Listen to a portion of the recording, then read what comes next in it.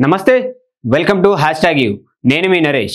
Telangana rising global summit కి సంబంధించి ఏదైతే ఉందో అటు సీఎం ఇటు మంత్రులు అయితే చాలా బిజీగా అయితే తిరుగుతూ ఉన్నారు.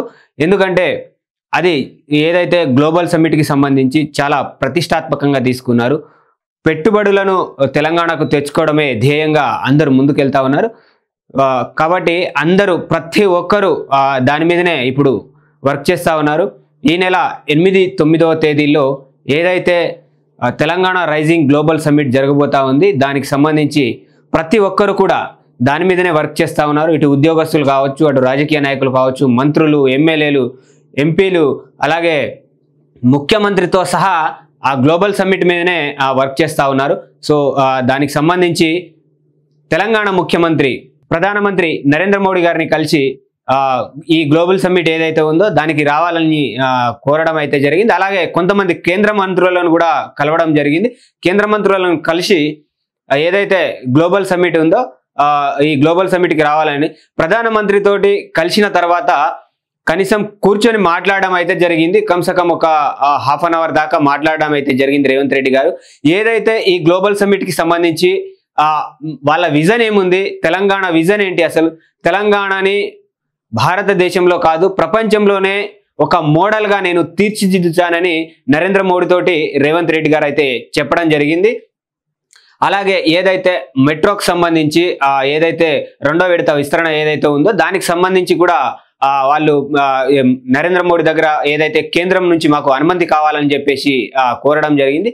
అలాగే ఓఆర్ఆర్కి సంబంధించి ఏదైతే ఔటర్ రింగ్ రోడ్కి సంబంధించి ఏదైతే ఉందో దానికి కూడా సంబంధించి దానికి పర్మిషన్ కావాలని కూడా కోరడం అయితే జరిగింది నరేంద్ర మోడీ గారిని. అలాగే ఏదైతే మూసీ సుందరీకరణ ఏదైతే ఉందో దానికి సంబంధించి కూడా రేవంత్ రెడ్డి గారు దానికి సంబంధించి కూడా కొంతవరకు నిధులు కూడా విడుదల చేయాల్సిందిగా నరేంద్ర మోడీ గారికి చెప్పడం అయితే జరిగింది. ఇదంతా సినారియో ఒకైతే నిన్న బిజీగా ఉన్న రేవంత్ రెడ్డి గారు నిన్న హుస్నాబాద్ ఏదైతే బహిరంగ సభలో కూడా ఆయన వచ్చి బహిరంగ సభకు అటెండ్ అవ్వడం అయితే జరిగింది. ఆ బహిరంగ సభలో మెయిన్గా ఏదైతే గ్లోబల్ సమ్మిట్కి సంబంధించింది మాత్రమే ఆయన మాట్లాడడం జరిగింది. 8, 9 తారీఖులో జరగబోయే ఏదైతే గ్లోబల్ సమ్మిట్ ఏదైతే ఉందో దాంట్లో 3 అంశాలు ఎక్కువగా ఉన్నాయి. 1 యువత, 2 స్త్రీ, 3 రైతులు. అంటే రైతులకు సంబంధించింది గిట్టుబాటు ధర కావచ్చు, వాళ్ళు స్టోర్ చేసుకోవడానికి స్టోరేజ్లు కావచ్చు, ఇలా రకరకాలకు సంబంధించి రైతులను బేస్ చేసుకొని రైతులకు ప్రాజెక్టుల నుంచి నీళ్ళు ఇవ్వడం కావచ్చు, వాళ్ళ పంటలకు ప్రతి ఏటా నీళ్ళు ఇవ్వడం కావచ్చు. ఇటు యువతకు చూసుకున్నట్లయితే మనం చూస్తూ ఉన్నాం, తెలంగాణ కోసం పోరాడి తెలంగాణ మనం సంపాదించుకున్నదే నీళ్లు, నిధులు, నియామకాలు. ఏవైతే నీళ్ళనైతే ఇప్పుడిప్పుడే మనం నీళ్లు ప్రాజెక్టులు కట్టుకొని రైతులకు నీరు అందించబోతా ఉన్నాం. నిధులు ఏదైతే గతంలో బీఆర్ఎస్ గవర్నమెంట్ ఉన్నప్పుడు నిధులు మనకు పుష్కలంగా ఉన్న నిధులను కాస్త అప్పుల రాష్ట్రంగా చేసిపోయింది బీఆర్ఎస్. అలాగే నియామకాలు, తెలంగాణ మెయిన్ కొట్లాడిందే నియామకాల కోసం కొట్లాడిన తెలంగాణ ఈరోజు నిరుద్యోగులుగా మిగిలిపోతా ఉన్నారు తెలంగాణ యువత. ఆ యువతను అందరినీ ఉద్యోగస్తులను చేయడమే ఈ ఏదైతే గ్లోబల్ సమ్మిట్ ఉందో దానికి ఇదే టార్గెట్ అని చెప్పేసి రేవంత్ రెడ్డి గారు ఆ సభలో ప్రస్తావించడం అయితే జరిగింది. లక్షల కొద్దీ యువత బయటికి వస్తూ ఉన్నారు ప్రతి సంవత్సరం. వాళ్ళు నిరుద్యోగులుగా మిగిలిపోతా ఉన్నారు. వాళ్ళకు ఏదో ఒక రకంగా ఉద్యోగాలు కల్పించడమే ధ్యేయంగా రేవంత్ రెడ్డి గారు ఈ గ్లోబల్ సమ్మిట్ ని పెట్టబోతా ఉన్నారు. దీన్ని ఏదైతే ముందుకు తీసుకెళ్తే దాని తర్వాత నిరుద్యోగ యువత ఉద్యోగాలు దొరుకుతాయి నిరుద్యోగ యువతకు అని చెప్పేసి రేవంత్ రెడ్డి గారు దీన్ని ముందు తీసుకెళ్తా ఉన్నారు. సో ఇదంతా ఒక ఎత్తు అయితే, స్త్రీలకు సంబంధించి స్త్రీలను రేవంత్ రెడ్డి గారి ప్రభుత్వం వచ్చిన తర్వాత స్త్రీలను కోటీశ్వరులను చేస్తానని చెప్పారు.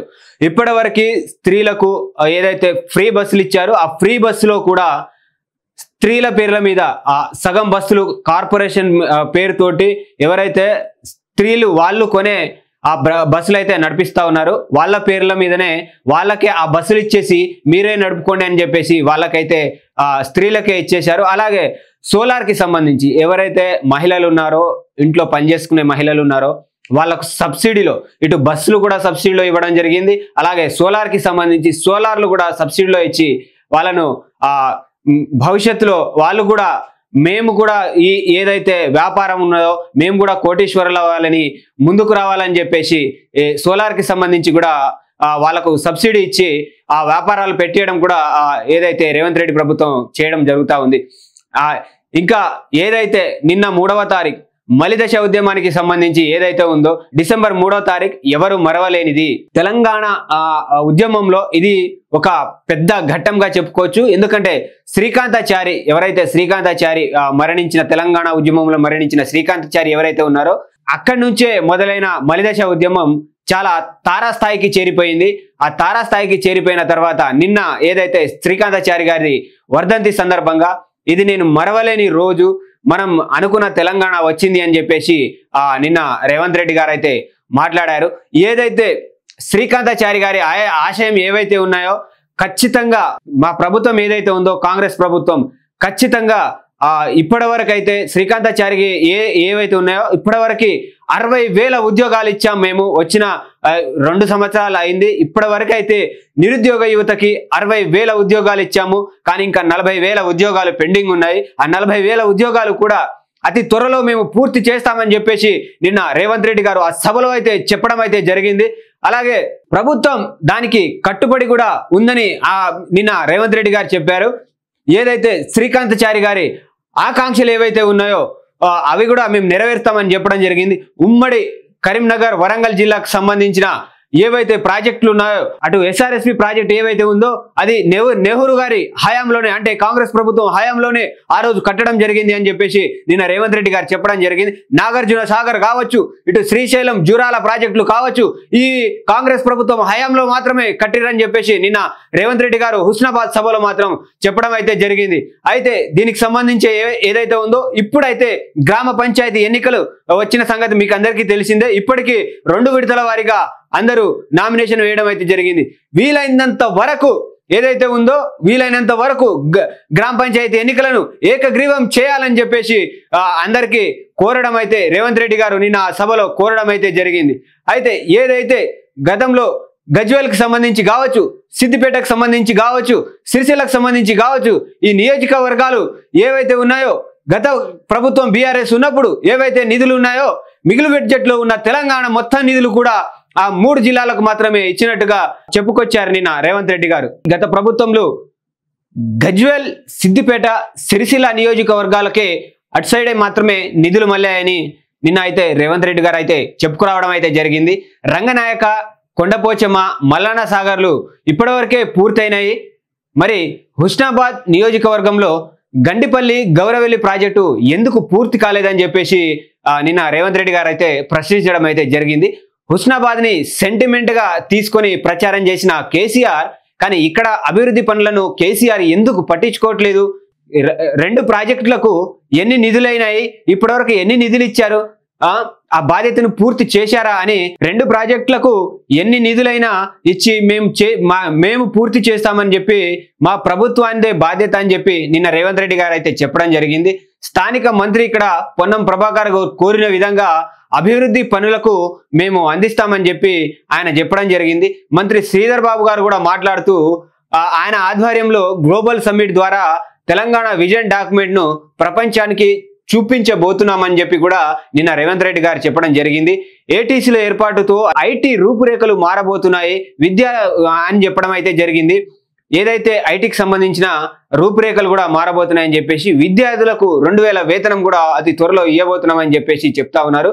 ప్రయాణికులే కాదు ప్రయాణికులను యజమానులు కూడా చేస్తున్నామని చెప్పేసి చెప్తా ఉన్నారు. ఉచిత బస్సులో ప్రయాణం చేయడమే కాదు మహిళలు, ఆ బస్సులకు ఓనర్లను కూడా మా ప్రభుత్వం కాంగ్రెస్ ప్రభుత్వం చేసింది అని చెప్పేసి నేను చెప్పడం జరిగింది. 1,000 కోట్లతోటి వాళ్లకు సోలార్ల సబ్సిడీ ఇచ్చి మహిళలను కోటీశ్వరులను చేస్తున్నామని చెప్పేసి కూడా నిన్న రేవంత్ రెడ్డి గారు అయితే చెప్పడం జరిగింది. అత్తవారింటికాడ నుంచి అమ్మగారింటికి పోవడానికి ఏదైతే ఉందో ఫ్రీగా స్త్రీలు బస్సులో వెళ్ళడానికి మేము సహకరించాము, ఫ్రీ బస్సులు పెట్టి మేము చేశాము అని చెప్పేసి చెప్తా ఉన్నారు. అలాగే నియోజకవర్గానికి 20,000 ఇందిరమ్మ ఇండ్లను కూడా మేము కట్టిస్తున్నామని చెప్పేసి కూడా నిన్న రేవంత్ రెడ్డి గారు ఆ సభలో అయితే చెప్పడం జరిగింది. సో ఇదంతా సినారియో చూసుకున్నట్లయితే గ్లోబల్ సమ్మిట్ ఖచ్చితంగా ముందు భవిష్యత్తును ఆలోచించే రేవంత్ రెడ్డి గారు చేస్తున్నట్టుగా మనకు కనబడతా ఉంది. ఖచ్చితంగా ఏదైతే తెలంగాణ రైజింగ్ గ్లోబల్ సమిట్ కి సంబంధించి వాళ్ళు విడుదల చేసే డాక్యుమెంట్ ఏదైతే ఉందో ఖచ్చితంగా తెలంగాణ రూపురేఖలనే మార్చే విధంగా ఉందని కూడా అందరూ అనుకుంటా ఉన్నారు. దాంతో పాటు ఇప్పటికే చాలా కంపెనీస్ తెలంగాణ ప్రభుత్వం తోటి టైఅప్ అయి డాక్యుమెంట్ చేయడం, ఎంఓయూలు కూడా చేసుకోవడం అయితే జరిగింది. ఇక్కడ భారతదేశం నుంచే కాదు, ప్రపంచవ్యాప్తంగా అన్ని దేశాల నుంచి కూడా అటు హుందాయి కావచ్చు, అటు మహేంద్ర కావచ్చు, అటు చూసుకున్నట్లయితే టూరిజానికి సంబంధించి కావచ్చు, ఇలా ఏదైతే మళ్ళీ ఈ రకరకాల ఇటు మ్యానుఫ్యాక్చరింగ్ కంపెనీలు కావచ్చు, అటు ఫార్మా కంపెనీలు కావచ్చు, ఇలా రకరకాలుగా అన్ని సెక్టార్లకు సంబంధించి హైదరాబాద్లో పెట్టుబడులు పెట్టడమే ధ్యేయంగా ఏదైతే రేవంత్ రెడ్డి ప్రభుత్వం ఈ తెలంగాణ రైజింగ్ గ్లోబల్ సమ్మిట్ ని పెట్టబోతున్నారని మనం ఇక్కడ చెప్పవచ్చు. చూశారు కదా, రేవంత్ రెడ్డి గారి ప్రభుత్వం ముందు భవిష్యత్తును ఆలోచించి ఇలాంటి క్లిష్టాత్మకమైన నిర్ణయాలను అయితే తీసుకోబోతా ఉన్నారు. ఇలాంటి మరిన్ని వీడియోస్ కోసం చూస్తూనే ఉండండి #you.